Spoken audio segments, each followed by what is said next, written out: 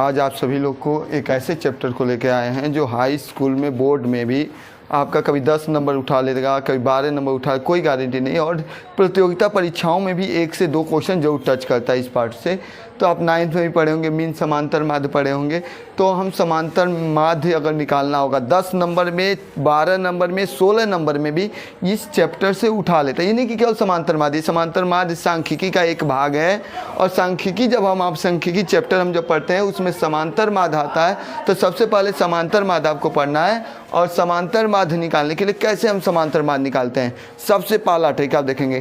किसी अंक का भी समांतर माध्य निकालना हो, आंकड़े में न दिया हो, सिंपल दिया हो, 2, 4, 6, 10 इस तरह दे दिया हो। मैंने एग्जाम्पल बताया आपको शुरू से लेकर आपके एक्सरसाइज से, एनसीईआरटी से लेकर आर.एस. अग्रवाल के सारे किताब का मैं क्वेश्चन टच करके आपको पढ़ा बताऊंगा रोज़। आज एक दिन में तो सारा वीडियो नहीं डाल पाऊंगा, लेकिन आपको रोज़ नए नए आपके टॉपिक पर डालता रहूँगा। तो पहले बस समांतर माध्य अगर सिंपल में दिया हो, अगर समांतर माध्य निकालना हो तो समांतर माध्य निकालना है तो इसको समांतर माध्य बराबर होता है, समांतर माध्य बराबर जिसको हम इंग्लिश में मीन बोलते हैं, कुल पदों का योग बटे कुल पदों की संख्या। कुल पदों का योग होता है कुल पदों का योग बटे कुल पदों की संख्या, कुल पदों की संख्या। किसी का भी आपको समांतर माध्य निकालना हो, अगर आंकड़े में इस तरह सिंपल में दिया हो, आंकड़े में 9 दिया हो, सिंपल में दिया समांतर माध्य निकाल, सबको जोड़ लीजिए। दिया है 5 दिया है तो 5 दिया है, 10 दिया है, 6 दिया है, 9 दिया है, 12 दिया है, 8 दिया है और सबको जोड़ लिए। ऊपर ये 10 दिया था और सबको देखिए 1, 2, 3, 4, 5, 6 को दिया है। 6 से हम क्या कर देंगे, भाग दे देंगे। तो किसी का भी समांतर माध्य निकालना है तो कुल पदों का योग बटे कुल पदों की संख्या जोड़ लेंगे। जितना भी संख्या दिया रहेगा, ये नहीं मैं दे रहा हूँ कि यही दिया रहेगा, कोई भी संख्या दिया हो सबको जोड़ लेंगे। 5, 10, 6, 9, 12, 8 सबको जोड़ लिया। गिन लेंगे 1, 2, 3, 4, 5, 6 से भाग दे देंगे। जितनी भी संख्या रहेगा, औसत का या समांतर माध्य का है, सबको जोड़ के उसी से भाग दे देते हैं। जोड़ लीजिए 10, 5, 15, 15 और 6 21, 21, 9 30 और 30, 12 कितना होता है 30 और 12 42, 42 8 कितना होता है 50, 42 8 कितना होता है 50, 50 बटे कितना होगा 6।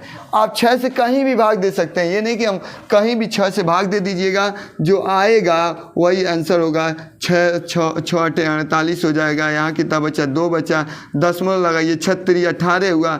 बार बार 2 बचेगा, छोड़ दीजिए, आपका लगभग में आ जाएगा 8.3। ये आंसर हो जाएगा, आपका समांतर माध्य आ जाएगा।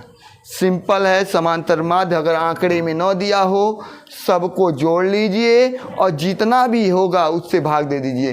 अंक बदल सकता है, सवाल इसी तरह लगाएंगे। जितनी भी संख्या दिया रहेगा, अगर समांतर माध्य आपको निकालने के लिए बोल दिया गया तो सबको जोड़ के और जितना भी हो उससे क्या कर देते हैं, भाग देते हैं। 1 2 3 4 5 6 होता, 7 होगा, 8 होगा, 9 होगा, जितनी भी संख्या होगी सबको जोड़ लेंगे और जितनी संख्या होगी उससे हम क्या कर देंगे, भाग दे देंगे। तो हमारा क्या निकल जाएगा, समांतर माध्य। ये अगर क्वेश्चन आता है तो बहुविकल्पी में आएगा, 1 नंबर में ये क्वेश्चन आएगा। 1 नंबर से बेसी में नहीं आता है, 2 नंबर कभी कर लेगा लेकिन उससे बेसी नहीं आएगा। पहला टॉपिक इस तरह से क्वेश्चन आपको उठा दिया। दूसरा क्वेश्चन आपका इस तरह से उठा देगा, दूसरा क्वेश्चन इस तरह उठा देगा 10 5 6 कुछ भी दे दिया, पी एक अंक उसमें से गायब कर देगा। अभी इसमें अंक गायब नहीं किया, एक अंक गायब करके यहाँ पी भी लिख सकता है, के भी लिख सकता है, ए भी लिख सकता है, कुछ भी कहीं भी एक गायब कर दिया और आपका समांतर माध्य इसमें दे दिया। इसमें समांतर माध्य पूछ रहा था, इसमें ऑलरेडी समांतर माध्य दे दिया। तो find the value of P. Given दिया है, ये इक्वेशन दिया है, तो फाइंड आपको वैल्यू क्या निकालना है, पी की वैल्यू निकालना है। तब भी हम समांतर माध्य का सूत्र लगाएंगे। तो समांतर माध्य बराबर आप जानते हैं, समांतर माध्य बराबर कुल पदों का योग। तो कुल पदों का योग 10 धन 5 धन 6 धन पी धन 4 सबको जोड़ लेंगे और देखेंगे 1 2 3 4 5 यहाँ लिख देंगे। और समांतर माध्य पहले से दे दिया था 12, तो यहाँ 12 लिख लीजिए, 12 लिखा गया। अब बताइए इसको जोड़ लीजिए, 10 5 15, 15 6 आपका 21, 21 और 4 कितना होगा 25, 25 धन पी और नीचे कितना है 5। तिरछा क्रॉस मल्टीप्लिकेशन कर दीजिए, तिरछा हम गुणा करेंगे तो 12 25 कितना हो जाएगा 60 बराबर 25 प्लस पी, प्लस है 25 तो इधर आएगा तो क्या हो जाएगा -25। तो पी बराबर आप बताइए 60 में से 25 जाएगा 35, पी का मान आपका आंसर आ गया 35। तो इस तरह भी क्वेश्चन आपका दे सकता है। क्वेश्चन आपका ये बना सकता है कि आप दे देगा और बीच में से एक अंक गायब कर देगा और समांतर माध्य दे देगा। क्यों समांतर माध्य पी नहीं गायब किया होता, कुछ अंक दिया होता तो सबको जोड़ लेते, जितना है उतना से भाग देते, लेकिन इसमें समांतर माध्य पहले से दे दिया है और पी का मान या ए का मान या के का मान कुछ भी पूछ देता है तो आप सूत्र वही लगाइए, समांतर माध्य बराबर कुल पदों का योग बटे कुल पदों की संख्या। सबको जोड़ के इधर समांतर माध्य पहले से दिया है तिरछा गुणा करके, जो भी पी दिया रहेगा तो पी का मान निकलेगा, के दिया रहेगा तो के का मान दिया रहेगा। इस तरह से आंकड़े में क्वेश्चन देता है। कुछ क्वेश्चन और आपको मैं बताऊंगा किस तरह से क्वेश्चन देता है, ये भी क्वेश्चन देख लें।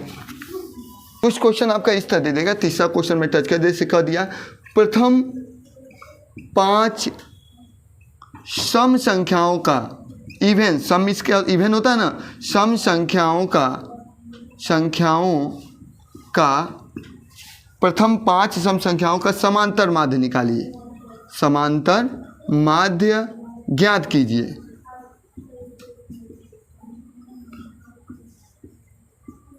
इस तरह से क्वेश्चन आपका कर दिया कि प्रथम 5 सम संख्याओं का समांतर माध्य ज्ञात कीजिए। कभी कभी कह देता है प्रथम 5 विषम संख्याओं का समांतर माध्य। सम संख्या तो आप जानते हैं जो 2 से विभाजित हो जाता है, 2 से डिविजिबल होता है, 2 से कट जाता है वो सम संख्या होता है, और जो 2 से नहीं कटता है वो क्या होता है, विषम संख्या होता है। तो प्रथम 5 सम संख्या, तो पहले आप प्रथम 5 संख्या लिखिए, प्रथम 5 सम संख्या, यहाँ सॉल्व हम कर रहे हैं तो हमारा क्या हो जाएगा, प्रथम 5 सम संख्या क्या होगा, सम संख्या आप लिख ले, पहले 2 होता है, 4, 6, 8 और क्या हो गया 10।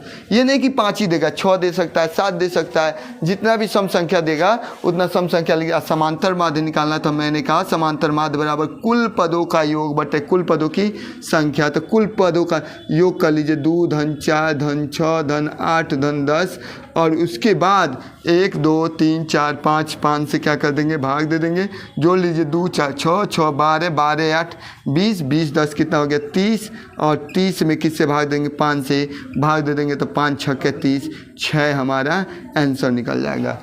इसके अलावा और कोई क्वेश्चन इस तरह से सिंपल में आपको समांतर माध्य से एक क्वेश्चन उस तरह से उठा सकता है, सिंपल में आपको दे देगा, एक अंक गायब कर देगा, एक दे देगा, सिंपल में उस तरह भी दे सकता है और कह सकता है समांतर माध्य ज्ञात कीजिए इस तरह से। तो 3 तरह का होगा।